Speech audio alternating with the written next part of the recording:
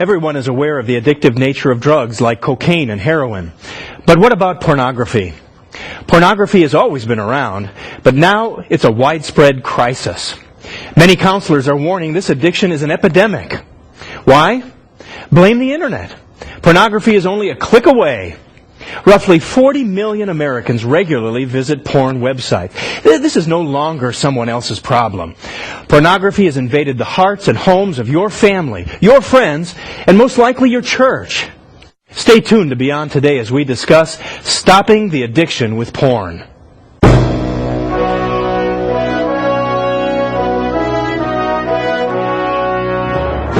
Join our host Steve Myers and his guests as they help you understand your future on Beyond Today. It's said to be as mood-altering and as addictive as narcotics. It invades the lives of people in all age groups, all ethnic backgrounds, religious faiths, and social status. It has more outlets in this country than there are McDonald's restaurants. Some even act out criminal consequences on what they're viewing. What is it? Pornography. Once a dirty little secret, it's become an epidemic. Welcome to Beyond Today. Today to discuss this, I've invited a guest to join me, Gary Antian. Gary's a college-level educator and a licensed marriage and family therapist. Gary, when we begin to talk about pornography, I think some of our viewers would wonder, what exactly are we talking about? If we wanted to define it very precisely and put a label right on this problem, how would you do that? Well, there are many definitions for pornography. All you have to do is check the internet. You'll find a lot of them put out there, but a lot of them are incomplete. Pornography comes from the Greek word that is broken down to mean from porno, which means harlot or prostitute, and graphos, which is an illustration or a depiction of. So you're really dealing with the depiction of prostitutes or harlots as the root word for pornography. So when you go way back in time, all the way back with the Greeks, they were defining some of the problems. Images of those, viewing images of those, having a part in it. However, today it is more defined as material that is intended to excite or explicitly intended for sexual arousal. That would be in the realm of a good definition for pornography. So we're pulled more into a definition that's talking about perversion and lewdness and that aspect of depictions, not just a photograph or something like that. Because it could be images, it could be writings, it could be still images or movies, anything intended to excite. Its purpose is to try to excite individuals, and of course it's everywhere.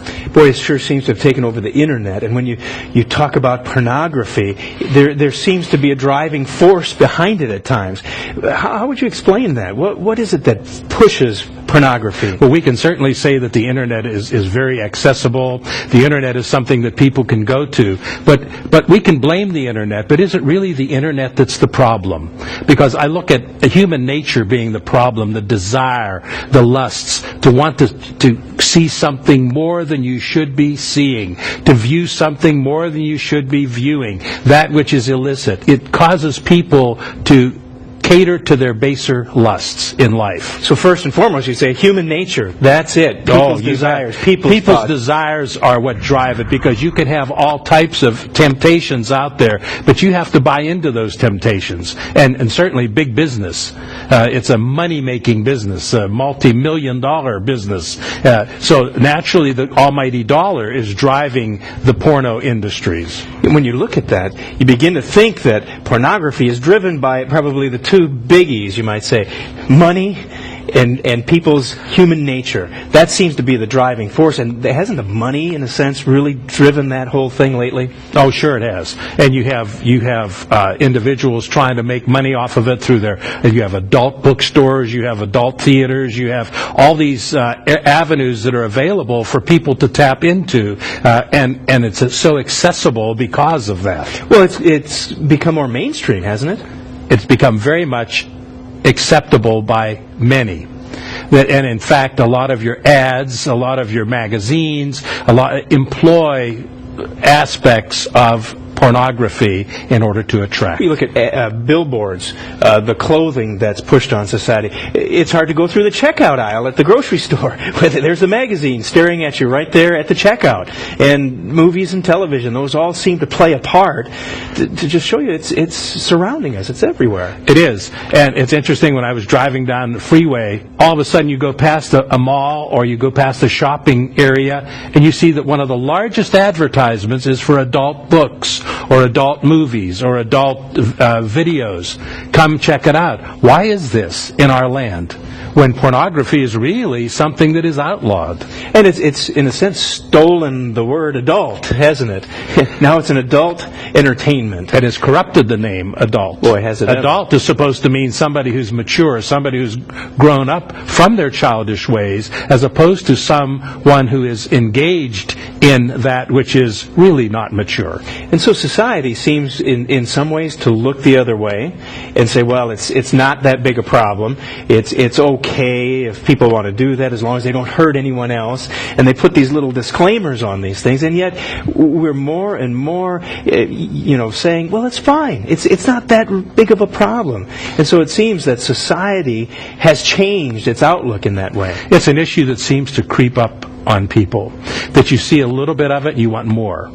And it's so accessible and so available and so out there in magazines and media and even styles, clothing styles feed into this as well. Yeah, you hit on something that's interesting, because it seems that one of the things that drives pornography, in that sense that society's accepted it more, is the fact that it is accessible. And just in the last few years, that's become more and more obvious. When you look at the internet, or you look at some of the other venues, they weren't around in the past, or porn wasn't available in those areas before. And so it seems that accessibility has changed people's perspective that much more today. Well, just as you said, it's only a click away. And it's something that our children can just go into the bedroom, close the door, and they have their access to their computer, and they can be surfing the net and looking up all types of sites unless they are blocked by filters. Mm-hmm. And it's interesting, you don't even have to be looking. It seems now you can check your email, and if you're not careful or you don't have a filter, boom, there it is. It's right in front of you right there. Well, I have a filter on mine, and I'm still getting them. Because every so often you'll get an advertisement, say, from Jane somebody, and you think, well, I know a person named Jane in my associations, and you go to push it and download it, and what do you get? I'm Jane. I'm coming to your neighborhood. Would you I'd like to meet you and hook up with you? Mm-hmm. What's this? What's going on here? So now I just delete them. If I don't know who that person is, I just delete it right away. But is there more? Sure, there is. Than just accessibility. It doesn't cost much. It's so affordable now because it's free in most cases. If you have your internet subscriber, you pay that price for it, you can go on there and surf and you could find whatever you want. So it's affordable, and more than that, you can do it in a sense of anonymity. You don't have to be known to do it. Although people that try this at work are not going to get away with it, they could get fired because of that.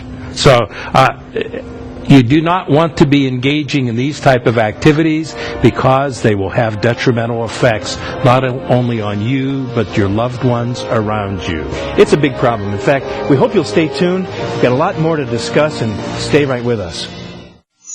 In our fast-paced world, how do you hold on to life's most important things? Your relationships, your finances, even a positive state of mind. For step-by-step principles that always work, get a hold of your free copy of Making Life Work. It's full of timeless advice you need to succeed. Call toll-free 1-888-886-8632 or go to beyondtoday.tv. The spiritual truths that work to always create lasting job and career success, that build healthy marriages and families, financial security, and a life full of friendships. Timeless principles for everybody. They always work. Get your free copy of Making Life Work now by calling toll-free 1-888-886-8632. That's 1-888-886-8632. Or go to beyondtoday.tv. Nothing should stop you from making life work. There are so many pulls and draws in our world today. How do you make it work? Well, we've got a booklet to help you. It's called Making Life Work.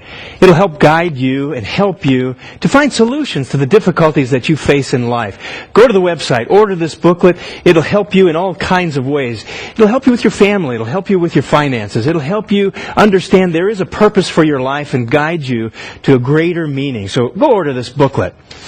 Now, we've been talking about pornography. And it's such a massive problem. In fact, in the United States, it's said that pornography is an $8 billion a year business.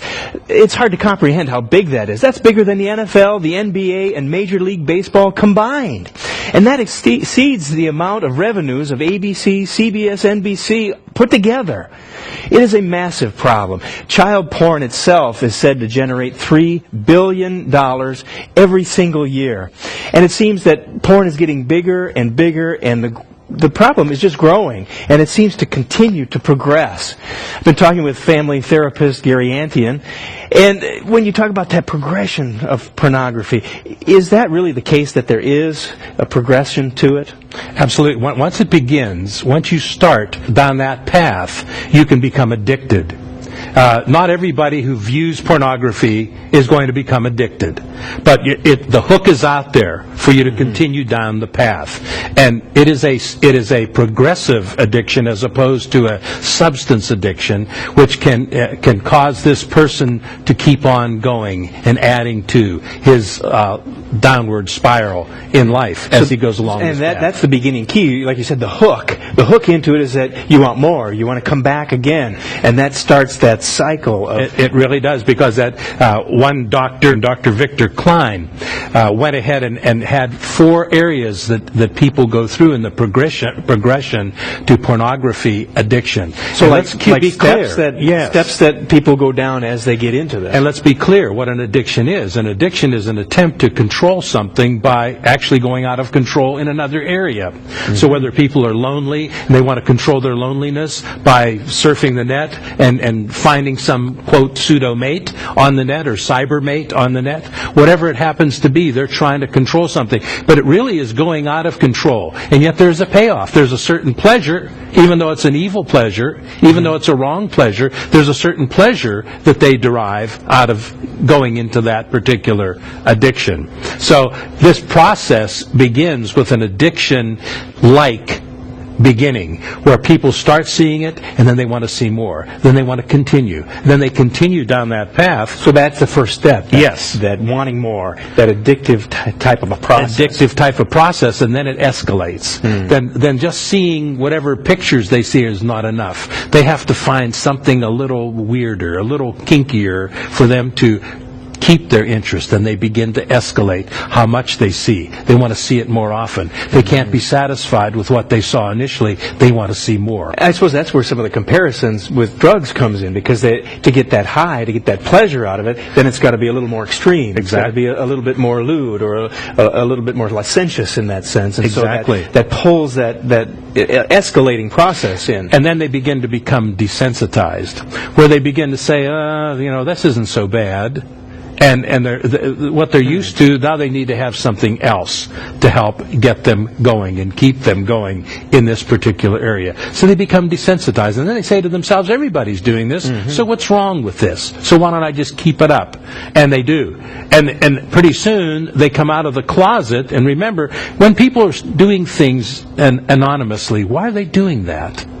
Right. Because there's a little bit of a shame. But then they find out, because it is so prevalent now, that other people are doing it. So now they begin to come out in the open a little bit more about this particular issue. Would you say that maybe that's part of this process where you hear on the news every once in a while, maybe some famous person or some religious person has been found out that they've been involved in these kinds of things, and suddenly they were possibly so desensitized by that process that they said, well, everybody's doing it, and they fell into that trap. It tends to become commonplace, and what they at once thought was taboo is no longer taboo for them. It becomes normal. It becomes normalized to them. So as they go downward instead of an upward progression, it's a downward progression. And as they go downward, they begin to sink into all types of activities. Finally, they come to where they act out. where they actually act out by whether it's exhibitionism or whether it's possibly going down an avenue that's of illicit sex, or whether it's going into child sex or child porn, or whether it's abusing others. It takes them down that path where they actually begin acting out. And that oftentimes can turn to violent type of behavior. Oh, sure. And it, not only violence toward them, but violence toward others. They defile themselves and they end up defiling others in the same process. Those 4 steps are interesting because there are some people that would say, well, pornography, it's really not harmful. It's really just harmless fun. It's entertainment. You know, it's so prevalent today and so accessible that it's really doesn't lead that way. It's just plain old entertainment. What would you say to people? Well, I would say to them, pornography is going to harm an individual psychologically. It's going to harm them in their outlook. It's going to harm their present. It's going to harm their future. It may end up landing them in jail if they act out in the wrong way, and they may end up spending jail time because of pornography. And they are certainly hurting their present, and they're absolutely hurting their future because of what effects they will have not only on themselves but on their loved ones. It is an amazing progression, the way pornography has just changed society, and in some ways society has accepted it. They've been desensitized overall to the whole thing. But it's interesting, there was an interesting findings that the LAPD, the Los Angeles Police Department, they have the Sexually Exploited Child Unit, and they studied this very issue for 10 years, and they found that pornography had a tremendous effect. They said it was an insidious tool in the hands of the pedophilic population, and actually found pornography was involved in 55% of the cases. They actually found it. They actually found the materials. So for people to say that it's harmless or it's just entertainment and doesn't lead anywhere, it doesn't go down a bad path, I think they're kidding themselves. Don't you find that to be the case? They absolutely will be kidding themselves because it's going to have detrimental effects. And it may not seem the first time, it may not seem the second time, but it's going to start hurting you. It's going to hurt your image. It's going to hurt your image of women. It's going to hurt your image of your wife. It's going to say to yourself, can you ever be satisfied? Because it's going down a path. And let's not forget, sex is very powerful. God created sex. He didn't create it to be abused. He created it to be used within the bounds of marriage. And so that's what they're doing. They're hurting themselves and they're hurting their future. It seems no matter where you turn, porn hurts people. It harms children. It harms women. It harms the user. It's a detriment to society. You need to understand more about it. Why does that happen, and how can we get out of its clutches? Stay tuned. We all need powerful tools to build habits of success and make life work. Get your tools to overcome obstacles and even overcome your own bad behaviors. Life's most powerful tools for personal success are in your free copy of Making Life Work. Call toll-free 1-888-886-8632. That's 1-888-886-8632. Or go to beyondtoday.tv. Get your free copy of Making Life Work. How to be a successful family is not a mystery to the readers of the Good News magazine. It will support you, too, with timely information and the inspiration to keep your life on track. Understand the best lifestyles for you and your family's success. Call 1-888-886-8632 or go to beyondtoday.tv to make it all happen with your free subscription to the Good News. When you go online and order the literature, you can get the Good News magazine. It comes free for ordering. We hope you'll order the Good News magazine. There's all kinds of articles that will help you with your life, help you to understand what's your purpose. Is there meaning in life? The Good News magazine will help with those. So we hope you'll go on beyondtoday.tv and order the magazine and the literature we're offering today as well.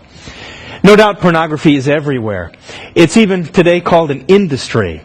Not just on the internet any longer.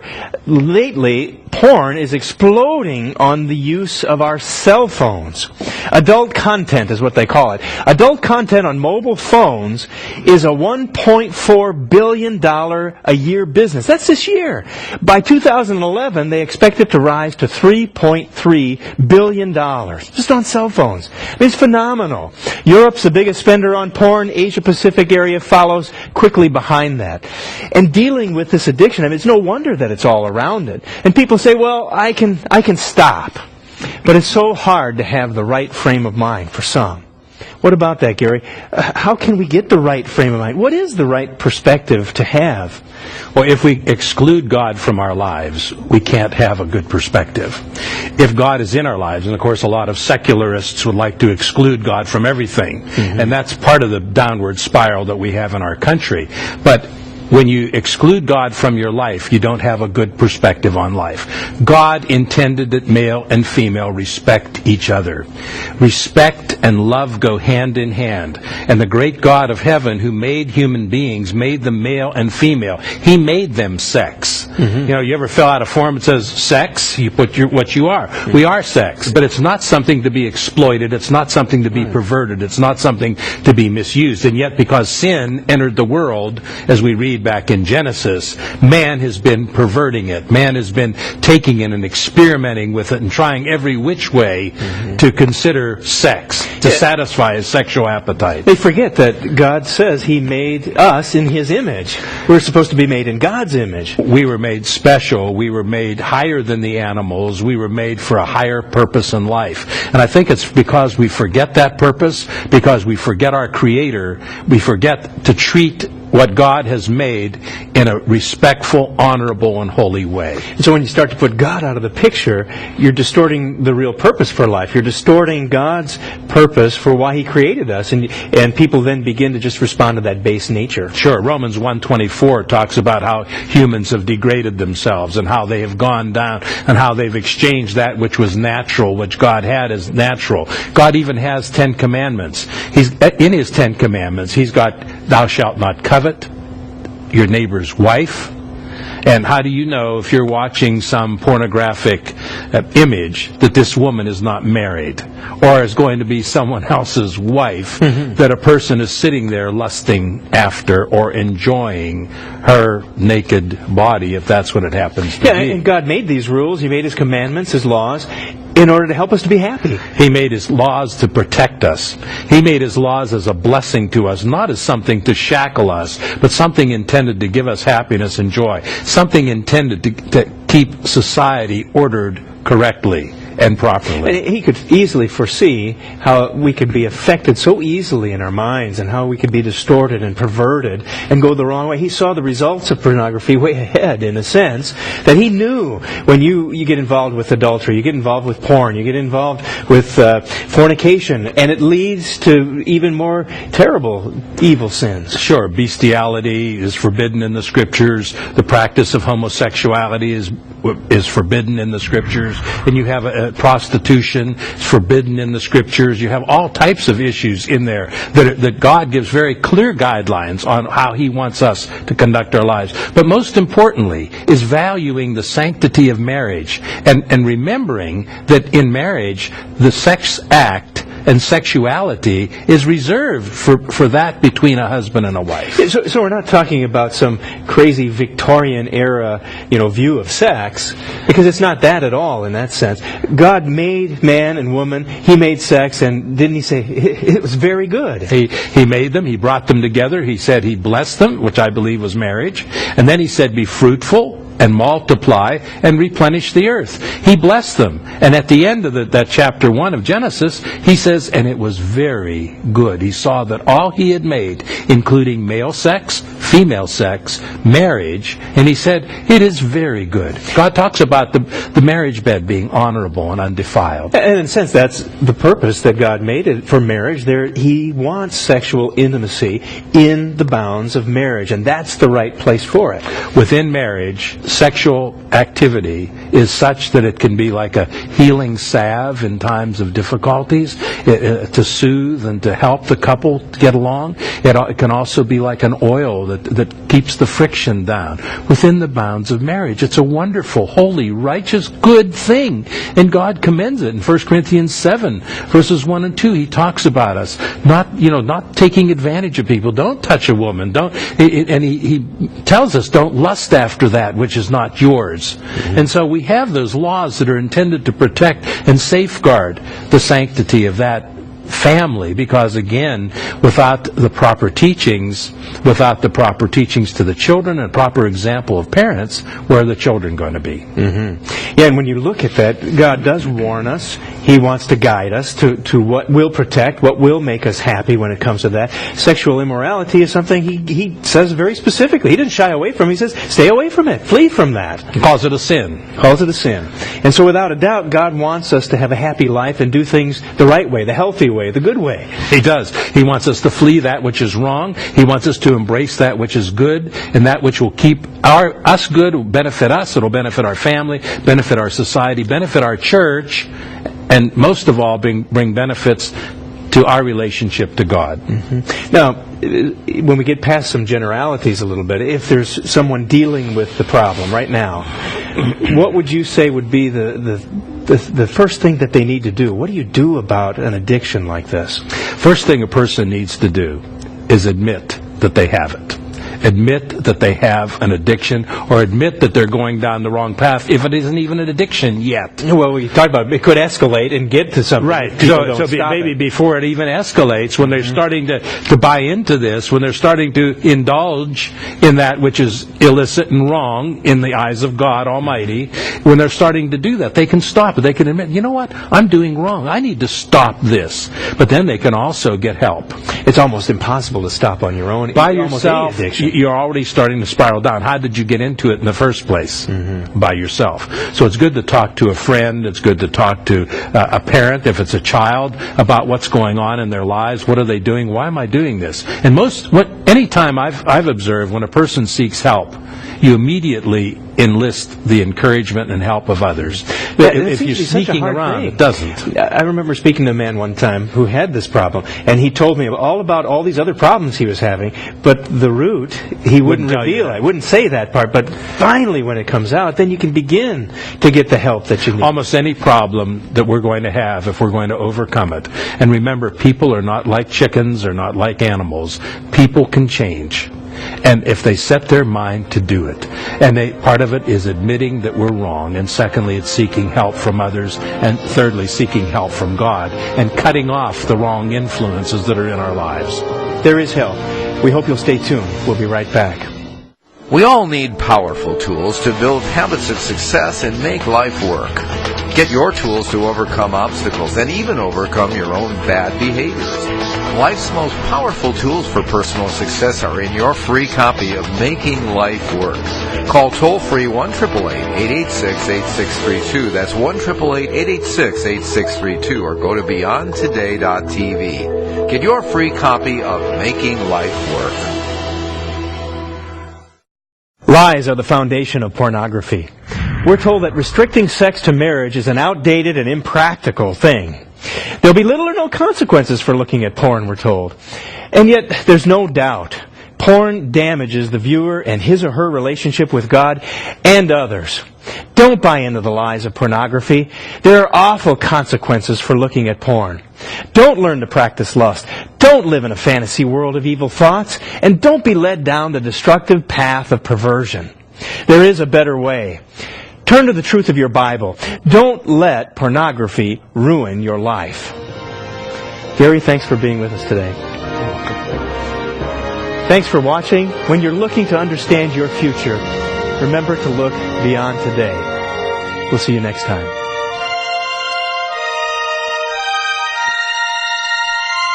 For the free literature offered on today's program, go online to beyondtoday.tv. Please join us again next week on Beyond Today.